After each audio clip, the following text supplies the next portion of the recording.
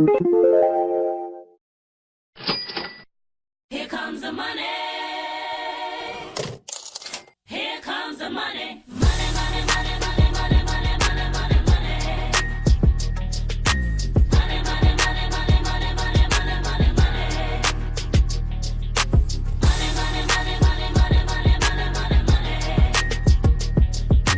Money, money, money, money, money, money, money, money, money.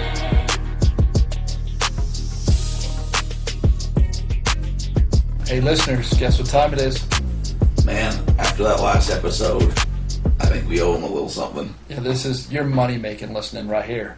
This is all eBay talk. Episode number 30 from our expert panel.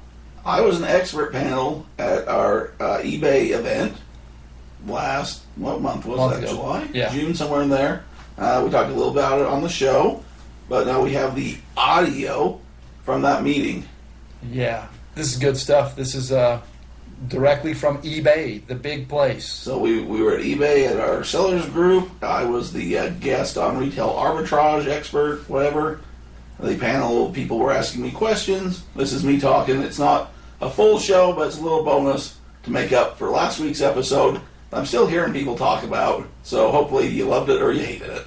Yeah. It's somewhere in there, right? Go sell it online. Okay. So are you doing this online, in person? I do a little both. I do a lot during the year online on eBay around Christmas time. You'll have people who get the hot toy or whatever that can be along the road or wherever. Okay, so how does one get started doing this? Like, how did you get started doing this? I started selling on eBay, and it's getting to be around Christmas time and that hot toys a couple of years ago. So it was the Hatchimals. And so found out what people were paying for them, went to all the stores, cleared the shelves, and listed. So you're walking through Target, Walmart. Walmart, Shopko, drugstores, candy, wherever, every store. That's one of my tips is every store. There's plenty of stores. So there's plenty of opportunities to find things. Stick with what you know. And No, I'll scan stuff. If you don't know it, recently I've seen like women's makeup that you wouldn't think is like generic, more your drugstore cheap makeup. But if it runs out, if it's discontinued or whatever, I don't know much about lip gloss, but if it would sell for $20 a thing, I'm going to learn about it. So scan everything.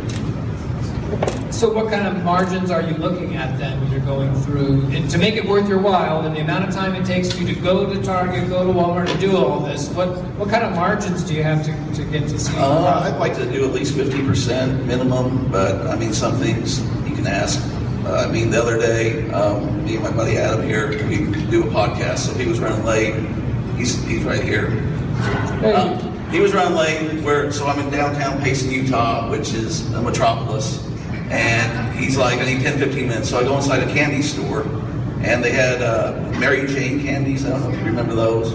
But the company that sells them has been discontinued, so I bought a box of Mary Jane candies at like $1, $2 a piece. And I sold them within a week for about 20 or so dollars a box. So Okay. just everywhere. So you guys do this together then? It's a team effort, or the podcast is a team effort? Podcast is a team effort, and he was just kind of running behind, so I had a couple minutes to go jump in the store and find something. Okay. And what's the podcast? You want to pitch? Free pitch? Sure. It's Free called pitch. DeathPiles and Taxes. Okay. He's- .com? Yeah, he's the accountant. I resell now. He's reselling. So, Okay. Great. All right. So how did you get involved? And tell us a little bit more about give us the day in the life of a retail arbitrage journey. I have a full-time job, so it just kind of depends on the day. I'll thrift and do yard sales and all that too, but kind of during the winter when it gets slower and those hot items around Christmas, really try to hit those. Or after every holiday, every store does 50% off on whether it's your, right now 4th of July decorations, that kind of thing, or you're gonna have Halloween coming up, costumes. So I got into just kind of buying that. We have some space in our house, so I can just kind of store things and wait till the next year. But with Christmas, we do a lot of toys, and then recently I've just been seeing a lot of things, kind of grocery type items, things that get discontinued, and to see what people are willing to pay for that. So like Nestea, I don't know if you guys have heard about Nestea, but They're not making it anymore, so if you can find it, people are paying for it. Oh, these are my secrets too. I'll spill on the beans. Yeah, so, I mean, yeah, just you go to grocery stores, you look at the things that are closeout sales, discontinued. I mean, if you kind of Google around, find discontinued items, scan a little bit if you're in line.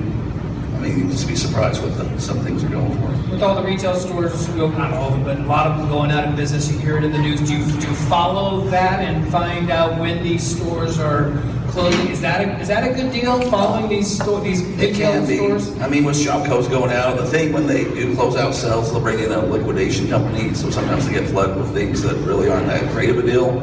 So if you can, I mean, hunt through everything, you can find good deals. Like Shopco and Boardman's. I'm trying to think of some of the other ones. I mean, every day somebody else is going out of business. So. Are you actively looking at it and scanning it while you're during the arbitrage session, or it depends on the store. I mean, Target and stuff, they don't really like resellers, so you have to kind of keep it on the down low, or it might upset some people. It's kind of awkward when you go up and you have 10 or 20 of the same video game, and they're asking you what you're doing with these. But yeah, I'll be scanning. I usually have a few things I'm looking for, so I'll go in and hit certain areas.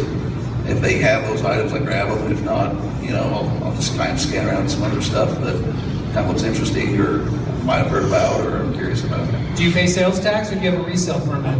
I pay sales tax, but I should probably get a resale permit. Would Walmart, Target, would they take that at the cash register? I don't know if they do. I know Sam's Club, when you're in there, they ask you if you have a tax number. Any questions about retail arbitrage? Not something I'm too big, or I don't know too much about, so, Bill? What scanning app do you use? You don't have to tell us if you don't wish to. I use the eBay app most of the time. Now that if you have an eBay store, you get Terapeak. So if you're looking to go a little deeper dive, you can do the Terapeak. I'll just do eBays and check sold. Scanning barcodes? Scan barcodes and check completed and sold. So I've been to like Walgreens after the holidays, and those seasonal Hershey's, those go for big bucks, right? I always grab them and I sell them. If you've sold candy, how do you ship it? Because usually I'll get like a freezer pack and I stick it in there and I wrap them individually, and then I ship it priority just so they don't melt. And I've never had complaints. But is there, when you're shipping your candies, how do you do that? Or the chocolates even specifically? Yeah, I do a lot of like the Cadbury mini eggs and stuff after Easter.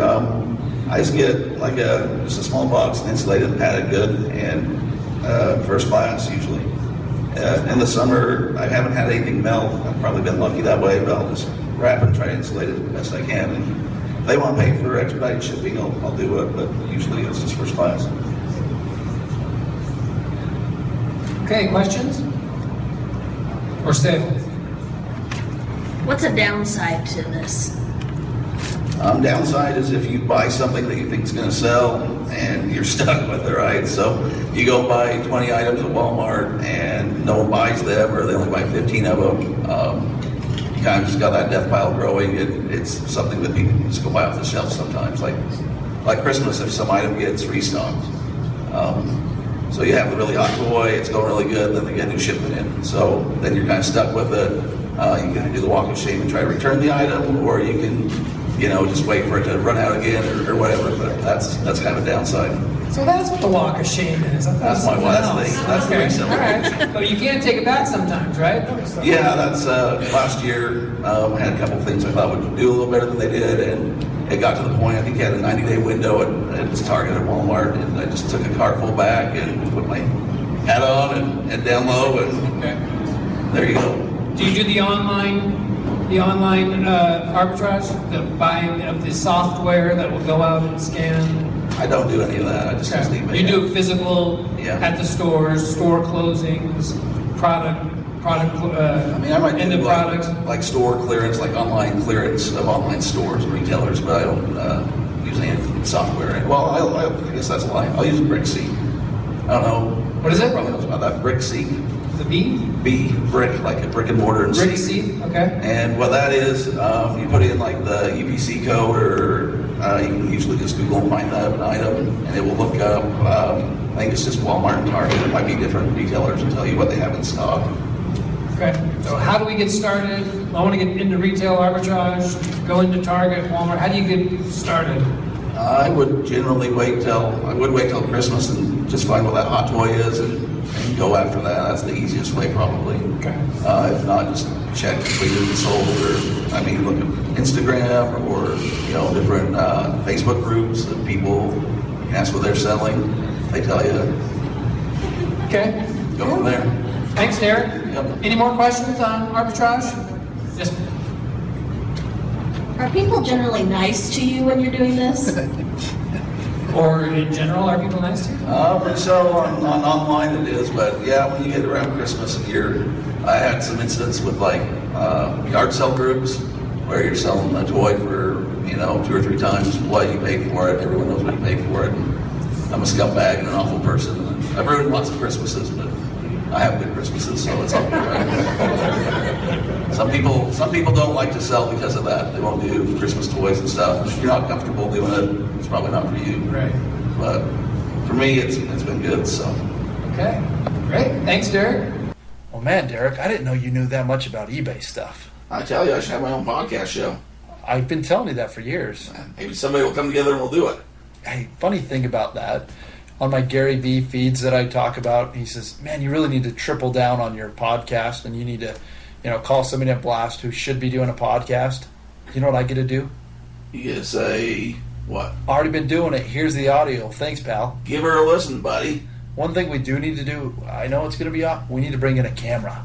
I don't know, man. They talk about filming it because then you got video content too. Well, then who's doing the video content uploads? Well, we'll do it like we got one of those drone cameras that follow you around. All right, you're in charge of that. You're in charge of that in the Facebook. I'm in charge of loading this up in the whatever. Yeah. And there we go. Hey, appreciate your expertise in that field there, Mr. Rebel Arbitrage. Yeah, why not? Your tax pile and deaths. Hey, that's the thing. And guess what, folks? We still have our normal show coming this week, so that's just a little bonus for you. Yeah, so this is not the one that we're going to know how many things we listed this last week. Oh, this is just a little thank you for listening. Yes, this is the Appreciation Expo telling you that there's You're as confused as I usually am, and I'm straight as you usually are. There's 2 things that are for certain in life. And that would be DeathPiles and taxes. Here comes the money.